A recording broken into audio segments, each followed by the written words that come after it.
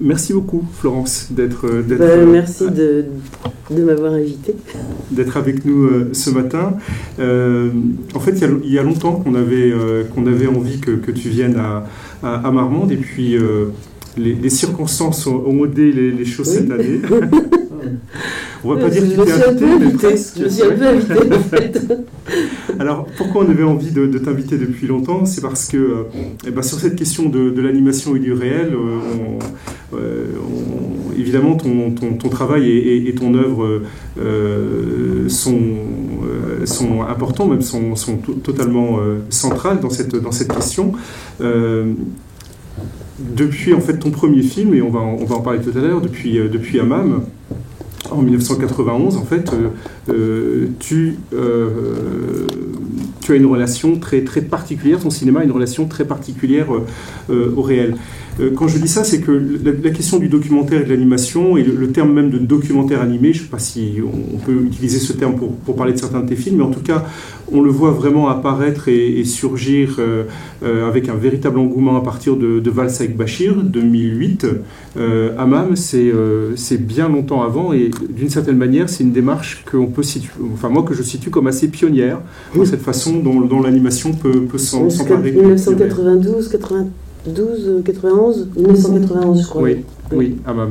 Oui, donc 17 ans avant.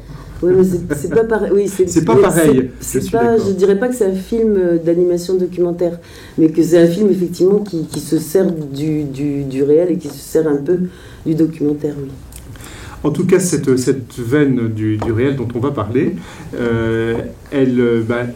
elle est là, elle est présente tout au long de ton cinéma, avec plus ou moins d'évidence, plus ou moins de force. Les films dont on peut se dire qu'ils ont dont on sent en tant que spectateur qu'ils ont une relation très étroite avec le réel, c'est Hammam, c'est aussi Au premier dimanche d'août en 2000, c'est aussi Contes de quartier, mais d'une certaine manière aussi le long métrage qu'on va bientôt découvrir, ton premier long métrage qu'on va bientôt découvrir, La Traversée, et aussi, tu vas nous en parler, aussi un film oui, je ne sais pas comment dire, en tout cas qui puise son inspiration de façon étroite, intime dans le réel, tout en s'en émancipant beaucoup, parce que dans ton cinéma, il y a aussi une autre dimension qui est celle du conte, du mythe. Parfois les deux s'imbriquent, parfois pas. Parfois c'est plus le conte qui prend le pas. Sherazade peut nous sembler moins proche d'un réel immédiatement perceptible. Et puis souvent les deux se tissent l'un l'autre, notamment Contes de quartier. Voilà, donc c'est de tout ça dont on aimerait que tu nous parles aujourd'hui, que tu nous dises, peut-être en commençant tout de suite par une question, moi qui me brûle les lèvres depuis longtemps. Pourquoi as-tu choisi précisément ce sujet de Hammam pour faire ton premier film? Alors, oui, pour resituer les choses, je pense que, avant je répondrai juste pour citer deux films que j'aime bien. Et récemment, j'ai parlé d'un de ces films. Et j'ai beaucoup hésité on me demandait de faire un petit commentaire, c'est Passeur d'images qui me demandait de faire un petit commentaire sur un film que j'aimais beaucoup et qui avait pu influencer mon travail. Et je trouve que c'est une bonne introduction ici aussi. Et donc on devait parler pendant 3-4 minutes d'un film qu'on aimait bien. Et j'ai beaucoup hésité entre des films qui étaient des films justement un peu... Le secret de la montagne magique, c'était un film un peu genre Mille et une nuits, ou bien Le voleur de Bagdad, des choses comme ça, qui sont vraiment dans le domaine de l'imaginaire complètement. Et puis finalement, j'ai choisi Le Petit Fugitif, qui est un film de fiction, mais qui est complètement dans le documentaire aussi. Et puis l'autre film que je voulais citer, c'était Pourvu qu'on ait l'ivresse de Jean-Daniel Paulet, qui est aussi un film qui est entièrement reconstitué et où on a l'impression de vraiment d'être dans un... Et voilà, c'est un film avec des acteurs, enfin pas tous les acteurs, mais au moins un acteur. Pareil pour le Petit Fugitif, il y a des choses qui sont mises en scène et puis des choses qui sont directement inspiré enfin voilà, on met une caméra dans la rue et puis on suit un petit garçon dans Le Petit Fugitif. Et puis pourvu qu'on ait l'ivresse, je pense que on reconstitue un bal en y mettant pareil un acteur, Claude Melki, et puis on capte ce qu'il y a de réel en même temps. Enfin, voilà, et ce mélange, et en même temps, il y a autre chose, il y a quelque chose de plus, je ne sais pas comment dire, mais de plus... Bon, je ne sais pas comment le dire. Je ne sais pas si vous les avez vus, en tout cas, il faut les voir tous les deux, parce que c'est vraiment des très très beaux films. Et je pense que quand j'ai fait Hammam, j'avais la référence de Le Petit Fugitif, je l'ai découvert beaucoup plus récemment, mais la référence de Pourvu qu'on ait l'ivresse, je l'avais vraiment en tête. Et donc, et cette idée, justement, de faire des films d'animation qui se revendiquent du réel en disant, voilà... mais tout, voilà, un peu comme Pourvu qu'on ait l'ivresse, c'est-à-dire que tout est choisi, c'est-à-dire c'est du réel, on peut pas. Enfin, moi j'ai fait plein de, enfin je réexpliquerai un peu après, mais en même temps, en animation, c'est jamais du réel puisque tout ce qu'on va mettre dans le film va être choisi pour qu'on le mette. S'il y a un oiseau qui passe dans le ciel, c'est nous qui choisissons de le faire passer dans le ciel. S'il y a quelqu'un qui... Voilà. Mais donner cette impression, malgré tout, qu'il y a quelque chose de vrai dans le... Puis après, il y a la bande-son, qui ajoute aussi dans le côté documentaire de mes films. Bon, ça, on le reverra. Donc, je repars à ta première question. Sur ta première question, Hammam. Alors, en fait, par rapport à ça, c'est l'image qu'on voit là. Je pense que... Si, la photo. Donc, la photo, je suis en train de dessiner en Chine. Et en fait, je pense que tous les films que j'ai construits partent de ça, partent de carnets de croquis, qui sont effectivement, pour moi, cette captation du réel, ou cet aspect documentaire de base, quoi. Oui, parce que tout à l'heure, tu disais à propos du Petit Fugitif, mettre la caméra dans la rue. En animation, c'est pas la caméra qu'on voilà, dans la rue. C'est moi avec mon carnet à dessin. Et donc, je l'ai fait. Alors, voilà, donc là, c'était se mettre dans la rue avec son carnet à dessin, parce que je ne prends jamais de photos, en fait. Je ne prends jamais de photos des choses. Ça passe, à chaque fois que je regarde autour de moi, ça passe toujours par la distanciation que va mettre mon regard. Et en fait, alors ça c'est l'image, non, poupe, je vais trop vite. Voilà, l'image d'après, c'est la même scène. Alors mon mari est photographe à l'agence Magnum, Patrick Zachman, et donc on a fait un voyage ensemble, et on avait un projet qu'on n'a pas réalisé finalement, c'était justement de faire ce regard photo et dessin. Et en fait, donc je ne photographie jamais, j'aime pas photographier, en général les photos que je fais, elles sont pas bien. Et par contre, je trouve que quand on dessine, on choisit ce qui nous intéresse dans le réel qu'on voit.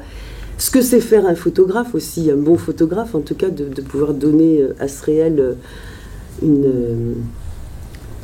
quelque chose qui montre bien ce qui se passe à l'image, quoi. Mais le dessin le donne. Et en fait, quand je regarde mes dessins, je me souviens très bien de quand je les ai faits, et il me suggère autant de choses qu'une photo, quoi, en fait. Alors, je ne sais pas s'il ne suggère qu'à moi ou s'il suggère à tout le monde autant de choses, mais moi j'ai l'impression que oui, c'est-à-dire qu'on peut capter quelque chose de très qui va au cœur de la situation qu'on est en train de regarder, quoi. Et alors, donc à la fois l'instant et à la fois le ressenti, l'émotion, voilà, oui, du dessinateur ou du film. En fait, c'est à la fois l'instant et l'accumulation d'instants qu'on peut capter dans un dessin, parce que quand on va esquisser peut-être le décor et tout ça, et puis ensuite on va faire presque naturellement la synthèse de ce qu'on va voir, parce qu'on peut pas, la fille qui était en train de poser, alors elle prenait plein de positions différentes et tout avec son appareil photo, elle se faisait un selfie, et donc moi je la regardais, mais je peux pas prendre aussi vite que l'appareil photo toutes ces positions, donc quand je la dessine, au moment où je la dessine, je vais faire effectivement la synthèse de toutes ces positions qu'elle a prises, et puis voilà, donc qui donne ça, quoi. Mais ça se fait sans qu'on y réfléchisse, quoi. Parce que ça va très vite dans la rue à dessiner. Moins vite qu'une photo, mais très vite quand même. Donc effectivement, il y a ce côté-là d'avoir déjà quelque... Alors on en reparlera justement de cette synthèse qu'on va faire sur le réel, mais elle est déjà là au moment des petits croquis. Alors, donc pour revenir à Hammam, je vais faire un petit voyage. En fait, ma mère était peintre. Et en 1952, on lui a demandé d'aller faire un reportage dessiné en Algérie. Donc c'est le Parti communiste français qui lui a demandé de partir en Algérie avec un autre un autre peintre qui s'appelait Boris Taslitsky pour faire vraiment un reportage dessiné sur la colonisation, sur les méfaits de la colonisation en Algérie. Donc elle est partie avec un carnet à dessin. Guidée par les gens du Parti communiste algérien qui l'ont amenée dans des endroits, et elle a fait un certain nombre de dessins qui sont vraiment des témoignages c'est un documentaire, c'est un reportage dessiné, c'est vraiment des témoignages de l'époque qui étaient assez rares en plus à l'époque. Donc ici c'est un groupe de gens, après on a... Là, on a des petits enfants de la rue. Et puis, à un moment, il lui a été donné l'occasion d'aller au procès des patriotes algériens, qui étaient déjà, à cette époque-là, à Blida. Donc, elle a fait... C'est un document qui est en fait assez exceptionnel, parce qu'elle était la seule personne qui a documenté ce moment-là. Et c'était le procès des patriotes algériens avec Ben Bella qui était parmi eux. Donc c'est un document qui est un document historique en fait. Voilà, et ils en ont fait ensuite une lithographie. Un patriote algérien devant le tribunal de Blida le 4 février 1952. Et c'est un témoignage qui a autant de valeur qu'une photographie. Elle était sous un... Enfin bon, comme... elle était sous un voile avec son carnet à dessin et puis elle dessinait dans le tribunal à Blida. Des années après, les jeunes, les gens qu'elle avait rencontrés en Algérie, qui étaient soit au FLN, soit au Parti communiste algérien, nous ont réinvités à venir en Algérie, parce que bon, ils s'étaient pas vus depuis des années. C'était en 74, je crois, quelque chose comme ça. Elle y avait été en 52, et en 74, donc ils nous ont réinvités à venir en Algérie. Et c'est là que pour la première fois, je suis rentrée dans un hammam. Voilà, d'où je reviens à ta question du début. C'est comme ça que j'ai commencé à travailler sur hammam, parce que je suis partie en Algérie, je devais avoir 18 ans. On était invités par les amis que ma mère avait rencontrés, les jeunes gens qui l'avaient guidée en 52, qui étaient devenus pères de famille, qui s'étaient mariés, qui avaient des enfants à peu près de nos âges. Et donc, pour la première fois, on a été dans un hammam et on a été dans un mariage. On a été... et là, j'ai commencé à faire des croquis du hammam, pareil, avec mes petits carnets à dessin. Ensuite, j'ai fait les arts déco. Ensuite, j'ai commencé à travailler plutôt en peinture et en gravure qu'en animation. Et quand j'ai commencé à travailler en peinture et en gravure, j'ai eu envie de retravailler sur les images dans le hammam. Donc je suis à nouveau allée, alors là je ne suis pas retournée en Algérie, mais j'ai été dans les hammams qui étaient à Paris pour faire des croquis. Et là c'était pareil, c'était effectivement comme si j'avais eu un appareil photo au cœur du hammam. Et en même temps, c'était peut-être comme ma mère en Algérie, beaucoup plus facile d'avoir un carnet. Et puis d'ailleurs dans les procès on n'a pas le droit d'avoir des appareils photo, mais au hammam, c'était la même chose. Personne n'aurait laissé rentrer, enfin moi j'étais au milieu des femmes, comme elle, avec mon carnet à dessin, personne n'aurait laissé rentrer un appareil photo dans le hammam, c'était impossible. Donc j'avais toute la liberté de dessiner, et puis il y avait même de temps en temps des femmes qui venaient me voir, qui regardaient mes dessins, puis qui disaient... ah mais vous faites des dessins, c'est bien, mais vous allez les montrer où? Je dis bon, je sais pas encore. Ah mais j'espère qu'on me reconnaîtra pas. Je dis non, vous inquiétez pas, on vous reconnaîtra pas. Voilà, donc pour eux, ça avait effectivement, pour elles en tout cas, ça avait effectivement la même valeur qu'une photo. C'était non, vous inquiétez pas, parce que je dessinais des femmes nues, ou presque, je dessinais de tous les âges. Alors de façon très différente de l'Algérie. il y avait les femmes au hammam, c'était tous les milieux, tous les âges, toutes les nationalités. À Paris, bon, c'était ça qui m'a plu après et que j'ai essayé de rendre dans le film. Donc je vais vous montrer quelques dessins voilà. Quelques dessins qui avaient été faits sur place, que j'ai remplis 2 ou 3 carnets de croquis, je crois.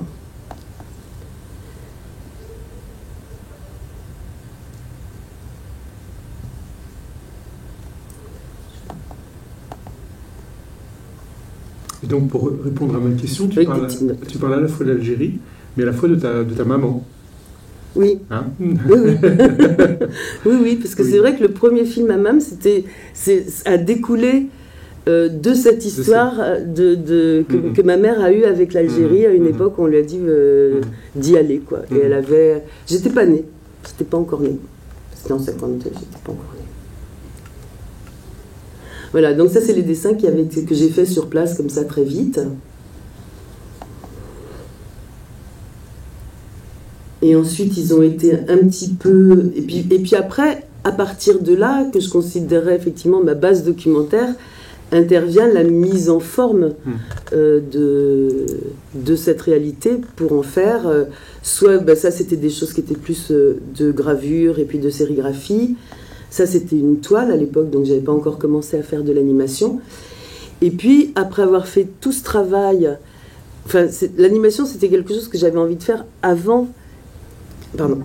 L'animation c'était quelque chose que j'avais eu envie de faire avant de faire de la peinture et de la gravure, et en fait j'en avais pas fait aux Arts Déco parce qu'à l'époque il n'y avait pas de section animation aux Arts Décoratifs. Donc j'étais sortie des Arts Déco avec un diplôme de gravure et j'avais aucun moyen de faire vraiment de l'animation. Et c'est 10 ans après, donc à la fin du travail sur le hammam, que je me suis dit mais quand même ce que j'ai envie de faire, moi, c'est de l'animation, et en particulier, justement, de faire bouger tous ces tableaux que j'avais faits, etc. C'était l'envie de faire bouger un tableau, de faire de la peinture animée et de faire bouger les choses, quoi, en peinture. Avec la rencontre avec Robert Lapoujade aussi, qui était quelqu'un qui faisait ça, quoi, qui faisait une peinture animée. Donc, au bout de 10 ans, après avoir fait tout ce travail, à la fois croquis, gravure, toile, sur le hammam, je me suis dit, bon voilà, j'ai toute cette matière-là, je vais essayer de construire un scénario entre guillemets, mais plutôt d'utiliser toutes ces images que j'ai accumulées pour parler, pour faire un portrait du hammam, comme on peut faire, qui est la même distance que c'est presque un peu ce que je vous ai montré au début. D'un côté, il y a la photographie, et puis d'un autre côté, il y a un petit dessin. Et puis le film hammam, c'était un peu ça. C'est pas un film sur le hammam, mais c'est comme un tableau animé du hammam, quoi, avec la même distance qu'il peut y avoir par rapport au réel. Je sais pas si je suis claire. Oui, tu es très claire. Et donc voilà mon premier storyboard, enfin une partie de mon premier storyboard de hammam, qui remettait en forme les images que j'avais faites. Et là, il y a une deuxième sélection qui se fait. Quand tu dis qui remet en forme, qui organise d'une certaine manière, de façon dramaturgique, voilà, c'est ça? Qui organise de façon... Voilà, exactement. Et en même temps, comme je disais tout à l'heure, il y a comme une espèce de sélection naturelle qui se fait parmi les images, c'est-à-dire que c'est les images les plus fortes qui reviennent et qui se synthétisent aussi après dans le travail.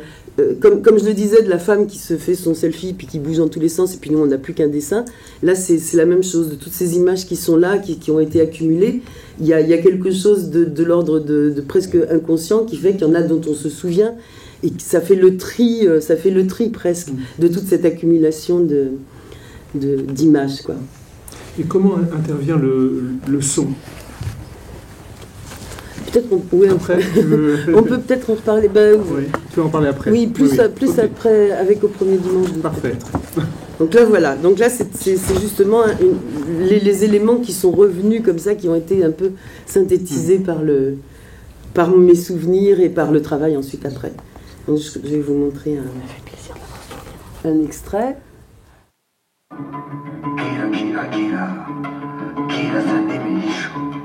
Gauri mariku, kira semokuti, kandi warikoro, nakubabaya, nakubabaya, karakabate, kakakara, tanya mokuka, katiya, konga mundi, holirane, kana bategetereza, sekitara mbere, kandi batiya, kibangwa kakiguma, kandi buhere.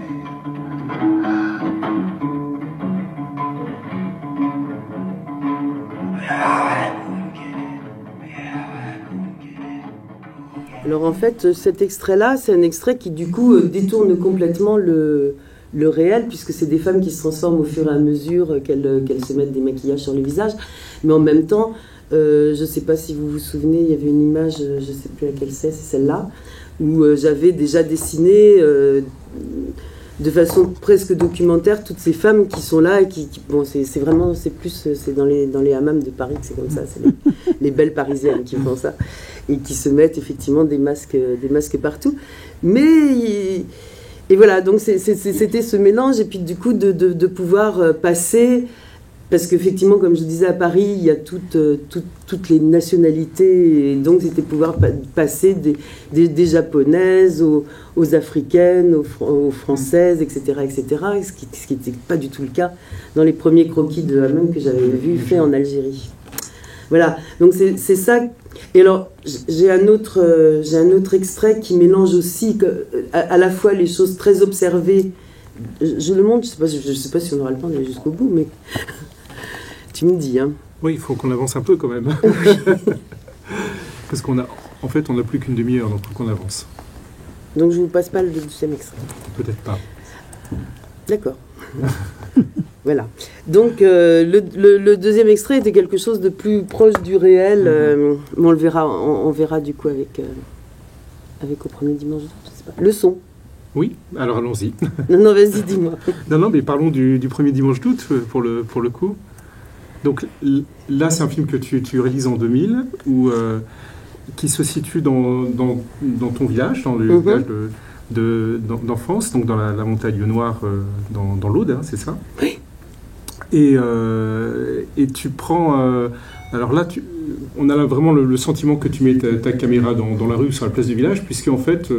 tu places le spectateur dans la situation d'observer, de regarder ce qui se passe dans une petite fête telle qu'on en connaît ou on en a connu dans les petits villages pendant les VGT, où tout le village, toutes les générations se retrouvent autour de la fête, de la danse, etc. Et là, la référence à pourvu qu'on ait l'ivresse de Jean-Daniel Pellet est encore plus évidente. Plus direct. et totalement direct et totalement assumé en plus. Donc voilà, là, ça a été exactement la même démarche que pour hammam, et je dirais exactement la même chose, c'est-à-dire que c'est vraiment, pour moi, c'était le portrait d'un lieu, quoi. Comme hammam, c'était le portrait d'un lieu avec toutes ses facettes, et c'était ça que donnait l'animation. Je trouvais ça formidable, quoi, d'avoir cette possibilité-là. Donc là, c'est pareil, tu commences par des croquis, par dessiner pendant les fêtes. Voilà, alors je me suis mis pareil, avec mon carnet à dessin au milieu des gens, et puis je les ai dessinés. En notant, c'est exactement la même, donc je passe plus vite parce que c'est exactement la même démarche que hammam. Et puis petit à petit se met en place l'histoire que j'ai envie de raconter. Alors c'est pas vraiment une histoire, mais cette sensation de caméra qui serait, enfin d'œil en tout cas, qui serait dans ce bal et qui tournerait autour des gens, avec un petit storyboard qui résume ce que j'ai envie de dire par rapport à tous ces dessins que j'ai pu faire. Alors, comme la fête dans ton village a lieu une fois par an, est-ce que combien de fois tu as dessiné sur place avant d'avoir la matière nécessaire? Comme j'avais l'idée du film assez longtemps avant, j'ai dû faire, ça a dû s'étaler sur 2-3 ans, quelque chose comme ça. Et puis après, quand j'étais jeune, j'allais à tous les bals de la région. Je faisais la tournée des bals en mobilette. Et puis quand Et puis, quand j'ai commencé à préparer Hammam, j'avais déjà des enfants et tout, et du coup, ça m'a permis de refaire la tournée des balles en voiture, mais après. Bon. Et du coup, j'ai refait tous les balles de la région aussi pour avoir plein de petits dessins. Pareil, j'ai rempli 3 carnets à dessins, quelque chose comme ça. Je vais montrer peut-être un qui est plus... voilà. Et puis, comme ça, on pourra parler aussi du son.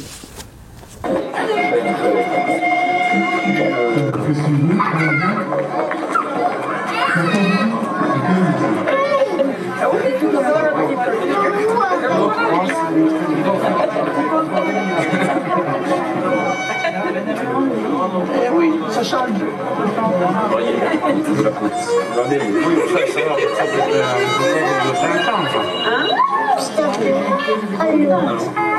Maman. Alors tu vas faire la patrouille. Oui, oui, ça va. Oui, parce que la campagne, c'est pas tant mal à faire.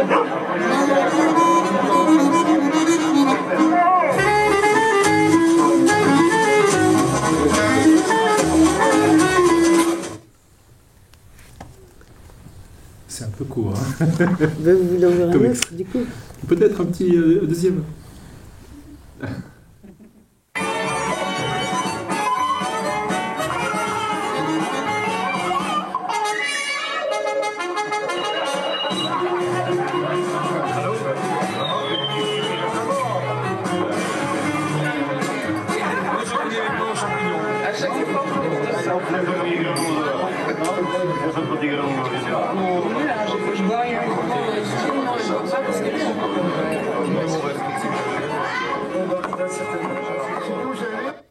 C'est court quand même. Oui, mais c'est bien, deux c'est mieux.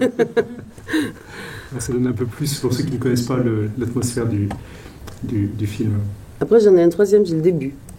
Non, mais si j'arrive à le faire, parce que avançons. Alors, tu veux nous parler du son peut-être déjà sur ce film-là? Oui, parce que là aussi, le son, il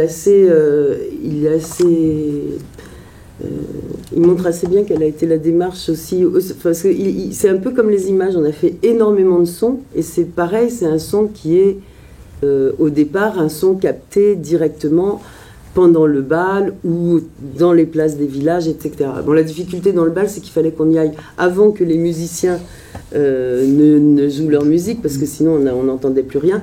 Donc j'ai capté du son dans des cafés, et avec tout ce son qui était un son effectivement documentaire, un son réel, on l'a mis sur les images. Le problème, c'est que le temps de l'animation n'est pas exactement le même que le temps du réel, en fait.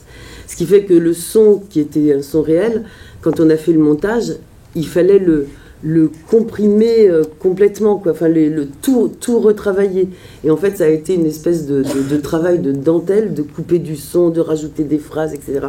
Parce que ce qu'on montre, par exemple, installer, et ça c'était l'ingénieur du son qui m'avait dit ça, et c'est justement sur l'extrait que vous venez de voir, passer en réel de la piste de danse au bar, ça prend un certain temps en prise de vue réelle.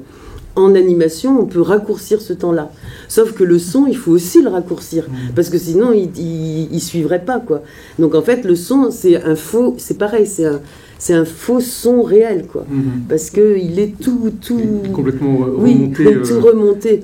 Donc on notait les phrases qu'on voulait. Et puis il est et c'est pour ça que je pensais à Pourvu qu'on ait l'ivresse, parce qu'il a dû faire ce type de travail aussi, c'est-à-dire que on croit que c'est juste sa caméra dans un bal, n'importe quel bal, et ben non, c'est un travail, c'est vraiment, c'est pas, et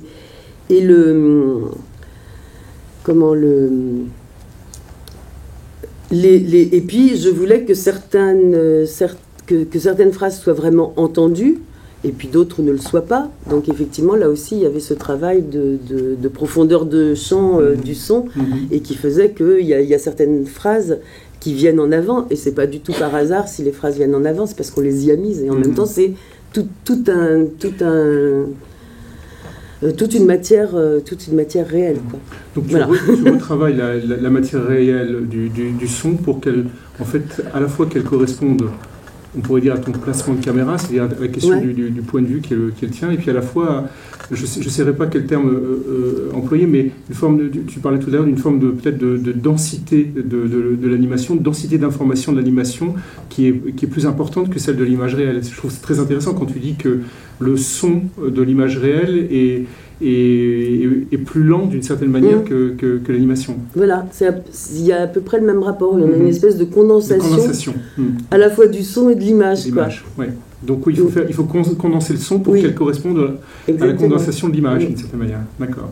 Et puis, cette volonté que j'avais, qu'on ait l'impression qu'il y ait comme ça une oreille indiscrète qui se promène dans le bal et qui suivent à la fois les personnages qui dansent et puis ce qui se raconte, c'est totalement construit, mais c'est quand même construit à partir du réel, à la fois avec les images que j'ai captées avec mon carnet de croquis, et à la fois avec les sons qu'on a captés, mais qu'on a été obligé de retravailler complètement. Il y a des films qui sont complètement des contes, comme Scheherazade, Histoire d'un prince borgne, etc. Il y avait des films comme les 2 films que je viens de vous montrer, qui pour moi étaient vraiment des films sur le réel, avec Hammam et Au premier dimanche d'août, et avec Contes de quartier, et puis la scénariste, enfin l'écrivaine Marie Desplechin, qui m'avait aidée pour le scénario. On voulait justement, là je voulais essayer de mélanger les deux, de faire quelque chose qui raconte à la fois une histoire et qui en même temps soit très, très inspiré du réel. Alors le réel c'était le quartier autour des frigos et de la grande bibliothèque François Mitterrand, où tu as ton atelier, où j'ai mon atelier, et qui à l'époque était en construction, en démolition et en construction. Donc c'est un peu les dessins qu'on voit. J'avais fait des photos, j'ai perdu toutes les photos. Alors là, pour une fois, j'avais fait des photos parce qu'on n'avait pas le droit d'aller dans les chantiers, donc quand j'y allais, il fallait vraiment que j'y passe sans me faire remarquer. Mais en fait, voilà, les photos, elles sont pas extrêmement intéressantes, les photos que j'ai faites. Et j'ai fait quelques croquis, mais j'ai tout perdu. Les photos et les croquis que j'avais fait à l'époque, sauf ce que j'avais mis en rapport pour faire le storyboard. Et c'était donc un film où je voulais à la fois raconter une histoire et être dans cette narration d'un quartier entre construction et démolition. Donc je passe sur les... Voilà. Donc c'était ça. Et j'avais reconstruit donc un chantier fictif dans lequel allait se dérouler... Enfin, et là, c'était un petit peu pareil. C'est un chantier où j'avais un peu accumulé toutes les images que j'avais vues et tous les dessins que j'avais faits. Donc, il y avait tout à la fois, quoi, sur un petit chantier. Là, c'est des vraies belles photos. C'est celle de Patrick, de mon mari, donc. Parce qu'effectivement, elle donne bien... Là, on est dans une photo qui rassemble tous ces éléments... Enfin, qui est capable de rassembler tous ces éléments de réalité. Ce qu'il n'y avait pas dans mes petits repérages, quoi, qui sont plus des petits repérages. Donc ça, c'est les photos de Patrick. La narration dans Contes de quartier, est-ce qu'on pourrait dire que c'est une forme enfin, l'histoire est une forme de prétexte pour se promener. C'est un peu cet œil ou cette oreille indiscrète dont tu parlais tout à l'heure. Voilà, c'était un peu la même chose. L'idée, c'était 7 personnages. Enfin, pourquoi je dis 7 ? Peut-être 7 personnages qu'on suivait les uns après les autres et qui nous faisaient faire une boucle dans le quartier en question, vraiment une boucle dans le quartier en question, et nous permettait de voir des éléments de ce que je voulais en montrer. Voilà. Là, c'était une image de la démolition des immeubles. Et alors maintenant, j'arrive plus à me souvenir, mais je crois que c'est vrai, mais j'arrive plus à me souvenir si je l'ai inventé ou si c'était comme ça qu'il procédait. Mais je crois que c'est... Parce que vu que j'ai perdu mes croquis et mes photos, mais je crois qu'effectivement, il y avait une grosse boule comme ça qui détruisait l'immeuble. Et derrière, et je crois que c'est ça que montre la photo précédente. Je sais pas si... Oui, là... Derrière l'immeuble, il y avait une espèce de grands panneaux qui empêchaient effectivement que quand on démolissait l'immeuble, ça tombe quoi. Voilà. Donc je pense pas l'avoir rêvé. Je pense qu'effectivement il y avait comme ça cette grosse boule que j'ai réutilisée après dans le film. C'était impressionnant quoi. C'était Et donc aussi par rapport au... Et voilà, et c'était un film qui mélangeait beaucoup, et qui a beaucoup mélangé des images de publicité qui du coup étaient des vraies images de publicité, juste un tout petit peu exagérées. Et c'était pas ecstasy, c'était opium, le parfum. Et j'ai à peine exagéré la position de la femme, mais vraiment à peine. Et voilà, j'avais aussi... Parce que je me souviens que ça nous avait valu quelques difficultés en Chine. Ben oui, parce qu'en fait, pas qu'en Chine, hein, même en France, quand le film est montré à des jeunes, des enfants de 14-15 ans, c'est « Oh, mais madame, c'est dégoûtant, ces femmes nues et tout ça ». Je dis « Bah écoutez, regardez autour de vous, elles y sont un peu moins maintenant, mais elles y étaient, en tout cas à l'époque, elles étaient énormément ». Et donc là aussi, c'est quelque chose qui est vraiment presque documentaire, parce que c'était tout à fait... Voilà. Oui, ce qui est intéressant, c'est de voir comment finalement le dessin nous invite à voir ce qu'on ne voit plus. Par exemple. Dans ce cas-là. Et là, j'avais fait tout un travail pour replacer les vraies images. C'est-à-dire, c'est les vraies images que j'ai repeintes un petit peu et qui ensuite étaient injectées en compositing dans l'image, quoi.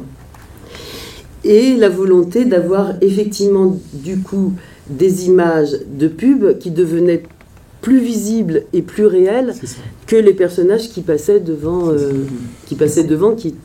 qui eux étaient comme des ombres, qui étaient d'ailleurs en sable. Alors là, ça doit s'animer, je pense.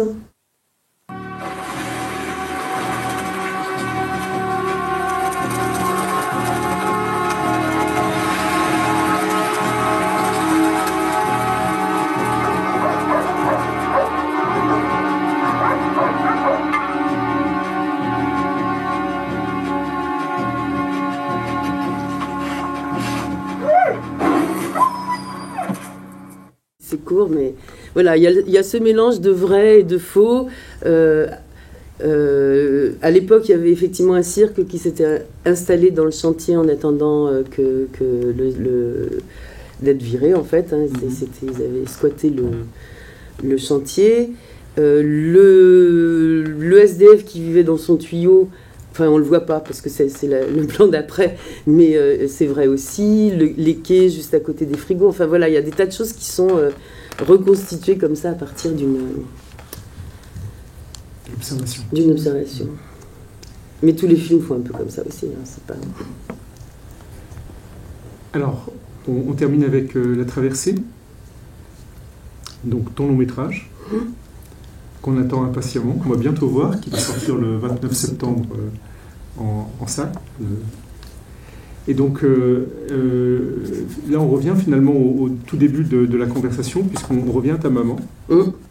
Puisque, au départ, La Traversée, alors, donc c'est un long métrage, on ne va pas parler de l'ensemble de tout ce que met en jeu un long métrage, notamment avec la technique que tu utilises, avec l'écriture propre qui est la tienne, mais simplement se focaliser sur cette question de rapport au réel.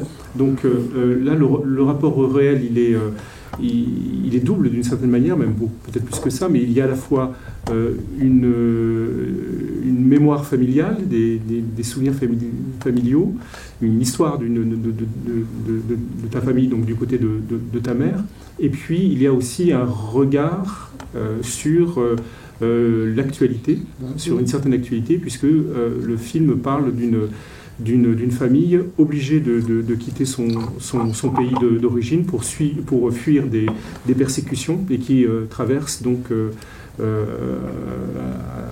un ensemble d'épreuves avant de trouver refuge dans un lieu moins inhospitalier, on va dire.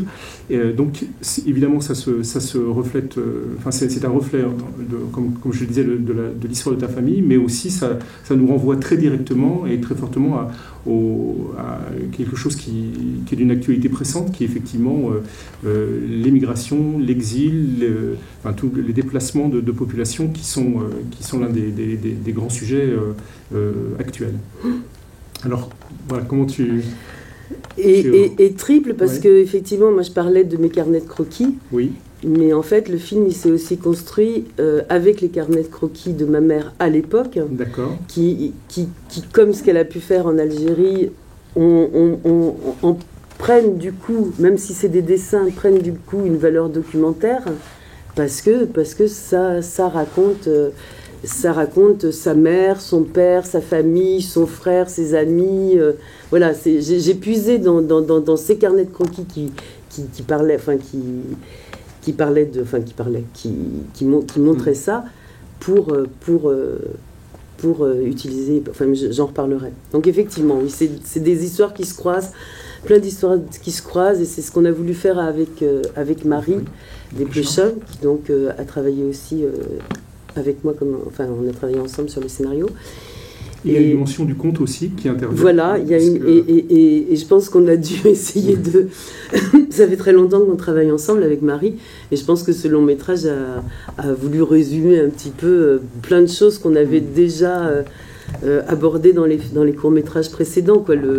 L'envie de conte, le côté... Enfin, oui, plein de choses qui se sont retrouvées là sur le long métrage. Donc ça commence avec une photo de famille. Ça commence avec une photo de famille, et parce que ça a été vraiment le départ du film, de me dire, voilà, en 1905, mes arrière-grands-parents quittent Odessa en raison des pogroms contre les Juifs à l'époque, avec 10 enfants. 9, et puis le dernier n'était pas encore né, il est né quand ils sont arrivés, comme mon arrière-grand-mère est arrivée en France. Donc là, il y a ma grand-mère et tout ça. Et au départ, je voulais faire plutôt un sujet presque historique, peut-être plus documentaire d'ailleurs. En même temps, je ne connaissais pas grand-chose de la façon dont mes arrière-grands-parents ont immigré. Disons que c'était plutôt des histoires familiales qui se racontent, jamais les mêmes selon les différents petits-enfants issus de ces enfants à elle. Et donc, c'était un peu les fantômes familiaux, on disait, l'arrière-grand-mère est partie avec 10 enfants, elle a caché les enfants dans des sacs, etc., pour pouvoir partir. Personne n'empêchait, c'était pas des migrations où on empêchait les gens de partir. Au contraire, même il y avait des moments où on les chassait plutôt. Mais par contre, il n'y avait pas forcément l'argent pour pouvoir faire ces voyages qui allaient donc d'Odessa jusque souvent l'Amérique, puisque la plupart voulaient effectivement passer en Amérique. Il y en a qui se sont arrêtés, qui n'ont pas pu aller jusqu'au bout de leur voyage à cette époque-là, et qui se sont arrêtés en Pologne, en Allemagne, etc. Voilà, les miens sont arrivés jusqu'au Havre, et là, pareil, ils n'ont pas pu partir, donc ils sont restés en France. Quand on a parlé de films, quand j'ai commencé à parler de films entre guillemets historiques, parce que c'était quand même une histoire que je réinventais, puisque je la connais, j'aurais été chercher des bribes d'histoire parmi les enfants et petits-enfants, mes cousins et cousines, mais c'était pas une histoire, c'était une histoire que j'aurais réinventée. Et Marie m'a dit non. Enfin, petit à petit, avec Marie, on a décidé que c'était pas un roman historique, même si un film historique, même si le film historique pouvait faire référence à notre époque actuelle, parce que si je voulais faire ça, c'était justement parce qu'on commençait vraiment à parler beaucoup des nouvelles énormes migrations de ce siècle-ci. Et on a opté pour quelque chose qui, effectivement, serait plus universel, donc laisser tomber le côté historique et partir sur un récit intemporel et voilà, qui soit plus dans le domaine du conte que dans le domaine historique. Mais toujours en s'inspirant de plein d'histoires, voilà, et de se rendre compte qu'en fait toutes ces histoires, elles sont toujours les mêmes. Il y a un moment où il faut partir parce que on ne peut plus vivre où on est. Il y a le voyage, il y a la traversée, il y a le voyage, et que finalement toutes ces histoires, elles font une histoire qui est une histoire commune à tous, quoi, qui est commune à tout le monde, quel que soit le moment où on remonte en arrière, que ça va de Moïse aux migrants syriens de nos jours, quoi. L'humanité a tout le temps bougé, plus ou moins douloureusement, souvent douloureusement. Voilà, donc très vite, c'est ça qu'on a eu envie de raconter avec Marie. Et donc effectivement, par rapport au réel, donc je parlais des carnets de croquis dont je me suis servie. Ça, c'est les carnets de croquis que ma mère faisait quand elle avait exactement, l'âge où elle-même est partie avec son frère ils étaient donc de famille juive, ils étaient juifs, et ils sont partis en zone libre. Ils sont partis de Paris pour se rendre en zone libre, tous les deux, seuls tous les deux. Et voilà, et ça c'est ce que je disais, c'est ses amis, des gens qu'elle pouvait dessiner dans la rue, et c'est de ces dessins-là dont je me suis inspirée, la maison de son enfance peut-être, des situations qu'elle trouvait sur les routes. Et quand on a construit le film, on l'a construit avec voilà, les dessins de ma mère qui ont inspiré le carnet de croquis qu'elle voit dans le film. Ton personnage. Le carnet de croquis qu'on voit dans le film et le personnage du film, quoi. Il y a une espèce d'aller-retour comme ça entre les... Voilà, donc ça, c'est les différents personnages qui sont dans le film et qui ont été directement inspirés du carnet de croquis de ma maman, ce qui fait qu'il y a quelque chose à la fois de vrai, parce que les dessins sont complètement vrais, à peine un peu, bon, je le montre, hein, ils sont un peu changés pour que, effectivement, quand on les voit dans le film, on reconnaisse le personnage qui a été créé, mais il y a cette espèce d'aller-retour, et puis... moi, je me souviens que quand Mireille me montrait ses carnets de croquis, il y a cette valeur documentaire de ces carnets de croquis. Et quand elle me les montrait, elle me montrait des amis à elle en disant bon, on a repris cette phrase-là dans le film. Et la petite héroïne montre ses carnets de croquis, puis elle montre en disant ben voilà, celui-là est mort, celui-là est mort. Et ma mère faisait la même chose. C'est-à-dire que quand elle montre les jeunes qui étaient autour d'elle à l'époque, qui étaient tous, bon, elle était beaucoup dans des milieux de jeunes juifs, militants souvent socialistes, communistes, aux auberges de jeunesse, il y avait des gens comme Dina Vierny, par exemple, qui a été ensuite la muse de Mayol. Il y avait ça, c'était ses amis qui étaient tous comme ça aux auberges de jeunesse. Et quand elle feuillette ces carnets de croquis où ils sont tous, et ben elle me dit bah oui, celui-là il est mort à 16 ans, celui-là il est mort à la guerre, celui-là il a été déporté, celui-là, etc., etc. Donc bon, c'est vrai qu'on le sait pas forcément quand on voit le film que ces gens-là sont des vrais. Enfin, pour moi, c'est des vrais gens, quoi. Et les dessins, c'est comme des photos. Ça a le même statut pour moi, en tout cas, que des photos. Non, voilà. Et après... Non, je vais quand même revenir à l'image avant, parce qu'il y a autre chose. On parlait de l'actualité, on parlait du travail de ton mari, Patrick Zachman. Patrick Zachman a en particulier beaucoup travaillé sur la question des migrants. Et là, ce sont des photos de lui, si je me trompe pas. Non, attends, je vais montrer les photos. Ah bon, elles sont bien après, ok. Ça, c'était juste pour montrer, effectivement... Voilà, elles arrivent là. Okay. Ça, c'est des photos de lui. Okay. Donc ça, c'est des photos de camp à Hong Kong, avant que Hong Kong ne soit rétrocédé à la Chine. Donc il y avait énormément de migrants chinois qui venaient se réfugier à Hong Kong et qui étaient mis dans des camps. C'était... Voilà, il n'y a rien de nouveau, quoi.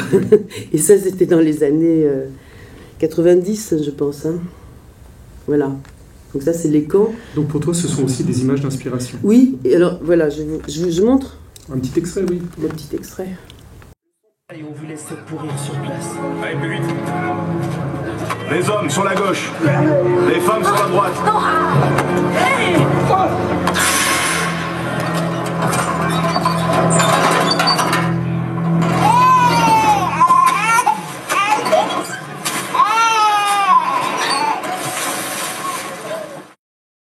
Et les autres photos que j'ai de Patrick, alors je montre vite, c'est les cimetières de bateaux. Alors pareil, Patrick, il a fait ses photos en 2000, bien avant qu'on en parle. En fait, il les a fait bien avant qu'on en parle beaucoup dans la presse, surtout après la mort du petit Dylan, qui a vraiment déclenché un éveil de conscience générale, mais c'était bien, ça a beaucoup bien précédé.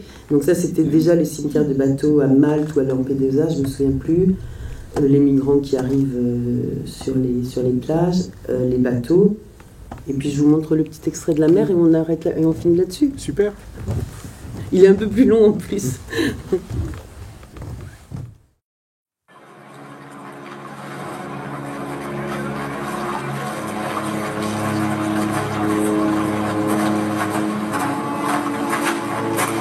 C'est pour les 2 enfants. Tu traverses avec eux? Ah non, j'ai des papiers, moi. Je prends le ferry. Une petite barque... 150? 150? C'est pas un peu cher.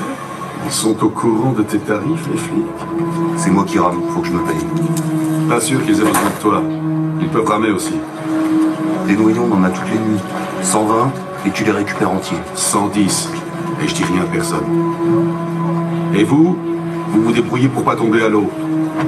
55 maintenant, et le reste à la livraison. Ok, on se retrouve aux épaves.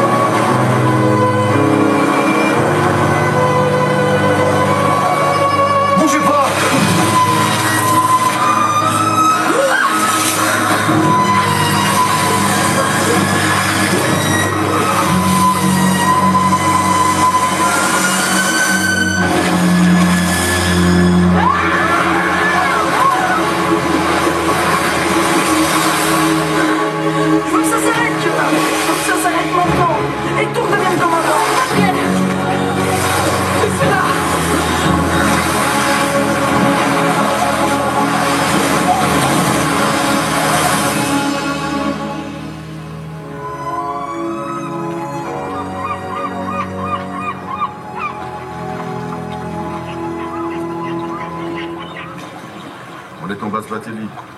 Ils seront chez vous dans 1 heure.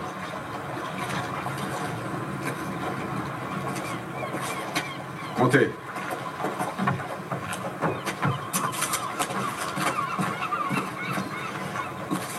Alors le commerce? Comme tu vois. Un grand merci, Florence, pour ce parcours avec toi de ton travail. Je pense que les images qu'on a vues de la traversée nous rendent vraiment impatients de voir ce film, voilà, de voir ton film. Je vais me permettre peut-être, est-ce qu'il y a une question absolument brûlante, urgente, qu'il serait scandaleux de laisser passer? Sinon, on va passer le relais au panel suivant. Bon, Florence est encore là avec nous ce matin, donc on aura le temps, vous pourrez lui parler après. Je pense que le plus sage, c'est effectivement de passer la place à la série libre. Donc je vais demander à... Merci.